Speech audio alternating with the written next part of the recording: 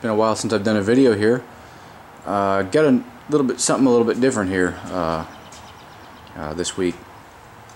So the power goes out, and we had this happen a couple years ago. Actually, power doesn't go out very much around here where we live, but it's always good to be prepared for that. And the first thing that we wanted to do was go get something to eat. And of course we have an electric stove. Not everybody has an electric stove. Some people have a gas stove in their house, and this isn't really much of an issue unless you're running some electronics on it. But the point is that we had to go out and basically go outside and get out the old camp stove and fire it up. I actually don't have the one we were using here. It's up at the cabin. It's the propane one, so it uses one of those standard 1 pound propane bottles. But I'm going to show you this one, and I have a little bit of a reason for that. It's part of the story. And I also just picked this one up yesterday. There's been a lot of talk about this. I probably won't do it really a review on this one, but just kind of show it as an option and maybe its disadvantages and advantages, and how it fits in. And then there's also this right here, and this is kind of interesting. This is obviously going to be going in the cabin at some point. That's what I bought it for. But it's kind of got me thinking about some other stuff, and I'll show you what that is. But the first thing is if the power does go out and you obviously need something to cook with, this is a very good option right here. You get your small butane canister here. You can get these just about anywhere. Flip this over. It's pretty simple. You've seen this. There's plenty of reviews on YouTube about how to set this thing up, but I'll do it real quick and show you the advantages of it that I think, how it can play into it. But you basically just set that little canister in there, line it up with a little tab right here, close it, lock it, turn it on. I mean, it's ready to go. This is a white fuel or a white gas model, so it's liquid fuel.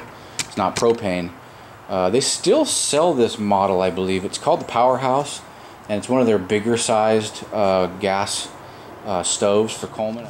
Well, if you've done this before, you know how to do this, but I'm just going to show you if this thing leaks and see if it does it. But so you turn the valve closed, make sure that's closed, make sure this thing is, the second burner is closed, because you don't want that to be shooting gas out. You gotta turn this, unlock it, levers up for lighting, pump it up. Here, I think that's a leak. Yeah, it's leaking. That's okay. Tighten it up a little bit.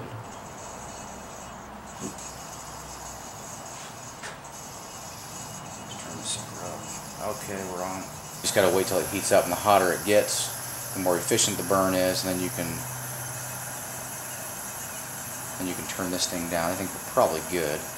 That flame now is starting to turn blue or clear. It's getting a kind of a blue flame is what you want. Still a little bit of orange in there. But this putting out a lot of heat, way more than that little butane. I mean, this thing cranks out the heat. Alright, so here's a little bonus. Now, the story I was telling you about with the power, when the power went out, it was funny. It's like the little things that you don't think about. We had all this, we had plenty of food in there. In the house, we could have made whatever, and had a cook stove, and we could, cook, and we were going to starve. We could, nothing was shut down or anything. It wasn't very bad, but it wasn't a very bad, or it wasn't down for very long, maybe a few hours. But it was in the morning. We hadn't eaten breakfast yet, and my wife and I like to have, a little bit of coffee in the morning just to get us going. And we're sitting here going, man, we wanted some coffee. We didn't want to drive anywhere and go get it. We just wanted to get some coffee to get going. And again, it's the little things. So after that happened, we went out and bought one of these. It's a little Coleman coffee maker, percolator, and it's cool because it operates just like a normal. It actually looks very similar to a normal coffee maker. Not a real expensive one, not a real nice one, but it uses a standard paper filters. You just pour in ground coffee as normally would. It's got a carafe, a glass carafe, and I got a couple of cups in there ready to go. And it operates literally just like a normal coffee maker, but you just pour it in like a normal coffee maker. There's a couple of cups in there, not much. Put that down. Okay, so I just got it moved over, got it turned up, got it centered over the burner there.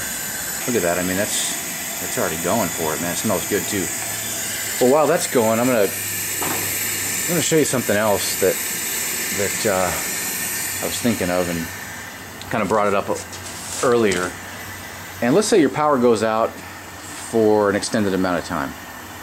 You know, this kind of got me thinking. You know, we're going to use this in the cabin, like I said before, but you know, there's no reason why you couldn't put one of these like on a bench, you know, or in the garage, or have a little mobile unit. You know, they make those Camp Chef ones, and this is essentially all they are. Now, it doesn't have, you know, as big of a burner, but you know, there's 4 burners and a full-on oven.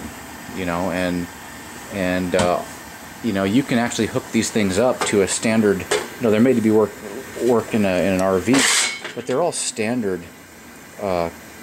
you know, pipe fittings. Anyways, yeah, you want to run a copper line or something rigid out the back, which is what I'm going to do when I install this in the cabin. But point is you could set one of these up. All you need is a regulator. You can buy these at an RV store. I think you can get them at Home Depot as well. And you don't need a very expensive one, just the standard. I think this is a 2-stage because I'm going to be running a couple of appliances on it. I just wanted it to be more stable. But you can just use a basic barbecue type regulator. Again, you know, if you can afford it, get a little bit better one. This is kind of a, you know, it's not real expensive for that, but just a standard propane bottle, and you know, you could be good to go for a month, you know, of cooking, you know, and have an oven and everything. So, you know, again, you can get these things for, I mean, they're hardly anything on Craigslist. That thing's almost done. But next, oh yeah, there we go. Would that take 5 minutes? I mean, let's just have a little bit.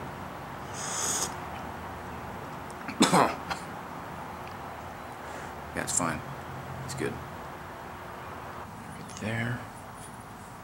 Make sure there's no leaks. Let's see if I can get my, I don't know if you can see that. There it goes. It's lit.